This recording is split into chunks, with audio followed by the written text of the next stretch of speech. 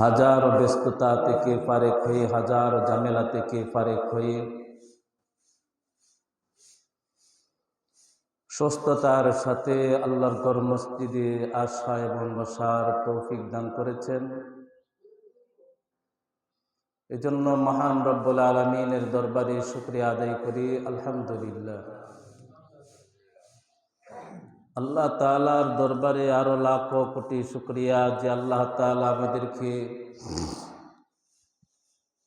শেষ নবী, আখিরি নবী, দুজাহানের নবী, বিশ্ব নবী মুহাম্মদ রাসূলুল্লাহ সাল্লাল্লাহু আলাইহি ওয়াসাল্লামের উম্মত হিসাবে আমাদেরকে কবুল করেছেন।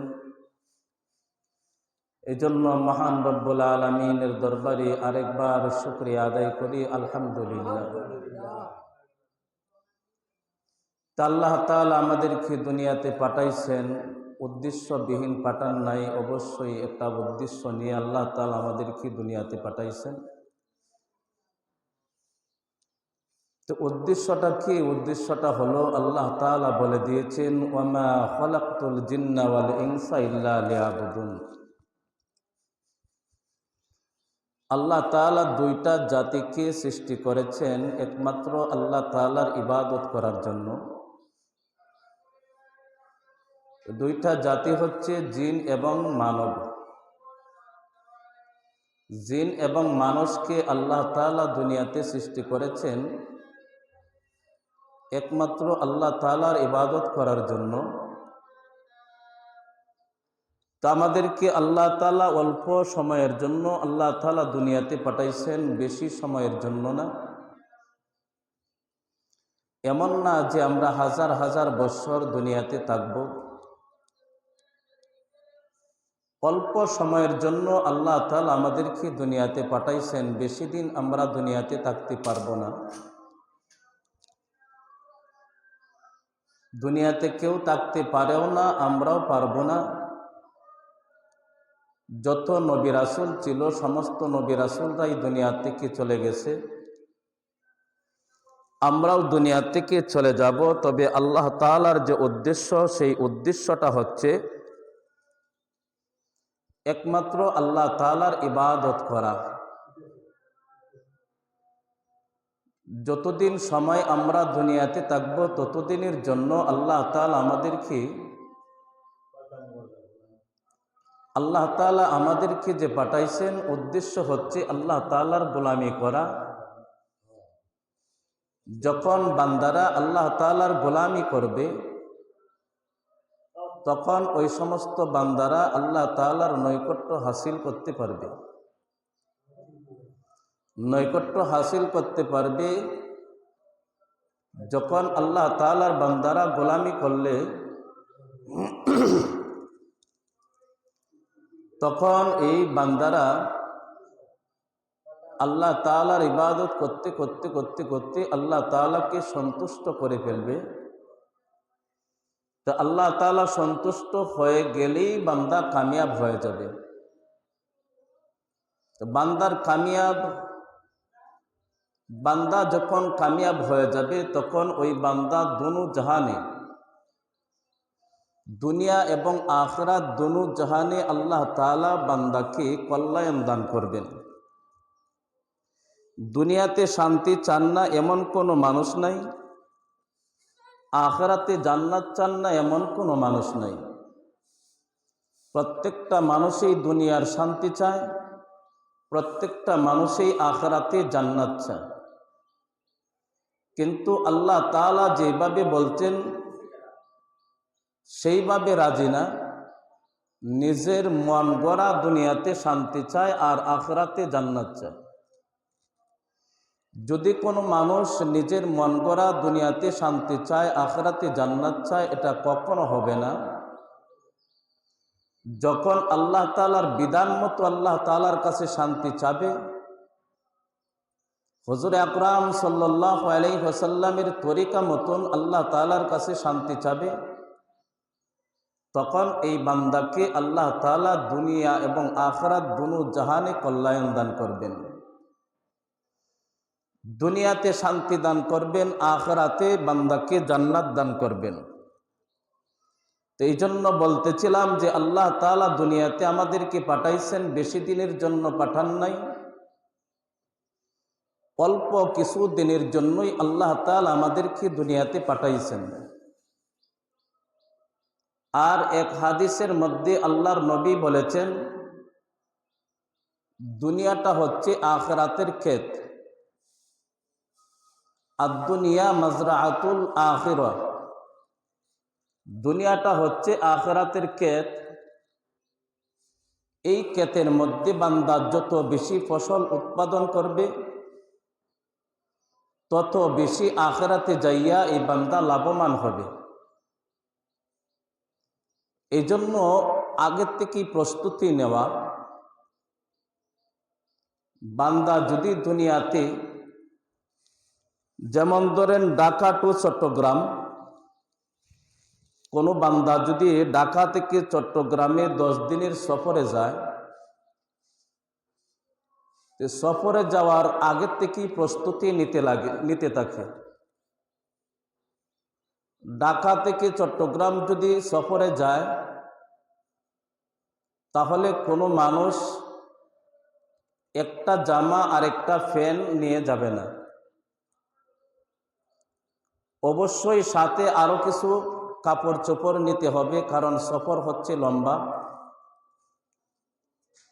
10 থেকে 15 দিনের সফর। কাপড়ও বেশি নেওয়া লাগবে, আগের থেকেই প্রস্তুতি নেওয়া লাগবে যে ঢাকা থেকে চট্টগ্রাম যাব, কোন গাড়িটা দেয়া যাইলে আমার যাতায়াত ব্যবস্থা সুন্দর হবে, দিনের বেলা যাইলে কি আমি আরামে যাইতে পারবো, না রাতের বেলা যাইলে আরামে যাইতে পারবো। এই নিয়ে আমরা 1 সপ্তাহ আগে থেকেই গবেষণা শুরু হয়।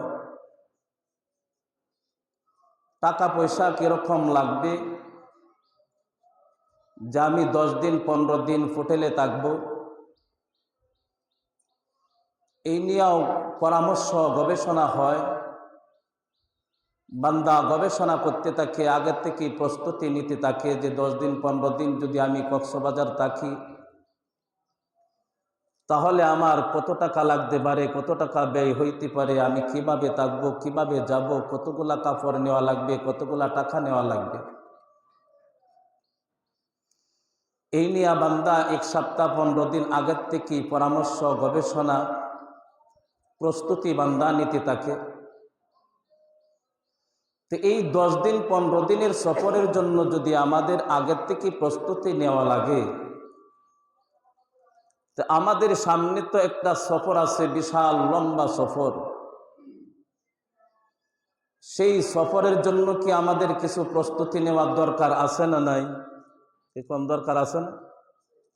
লম্বা সফর, এবং যে সফর শুরু আছে কোনো শেষ নাই, যে সফরটার শুরু আছে শেষ নাই, সেই সফরের চিন্তা যদি কোনো ইমানদার ব্যক্তি, যার ভিতরে ঈমান আছে, অবশ্যই সেই সফরের চিন্তা ফিকির করতেই হবে। কারণ আল্লাহ তাআলা আমাদের সামনে যে লম্বা সফর রেখে দিয়েছে, সেই লম্বা সফরের মধ্যে শান্তিতে থাকা না অশান্তিতে থাকবো, শান্তিতে থাকবো না অশান্তিতে থাকবো, এই ব্যাপারে চিন্তা ফিকির করার জন্যই আল্লাহ তাআলা আমাদেরকে দুনিয়াতে পাঠাইছেন। আর এই প্রস্তুতি, লম্বা সফরের প্রস্তুতি নেওয়ার জন্যই আল্লাহ তাআলা আমাদেরকে এই দুনিয়া নামক জায়গার মধ্যে পাঠাইছেন, যে সামনে যে তোমার লম্বা সফর আছে, সেই লম্বা সফরের জন্য তুমি প্রস্তুতি গ্রহণ করতে থাকো। যাও বসো, তুমি প্রস্তুতি গ্রহণ করতে থাকো। যে যত বেশি প্রস্তুতি গ্রহণ করবা, সে তত বেশি সেই লম্বা সফরের মধ্যে যায়া পাইবা। তারাই তো বুদ্ধিমান, যারা সামনের সফরের জন্য প্রস্তুতি নেয়।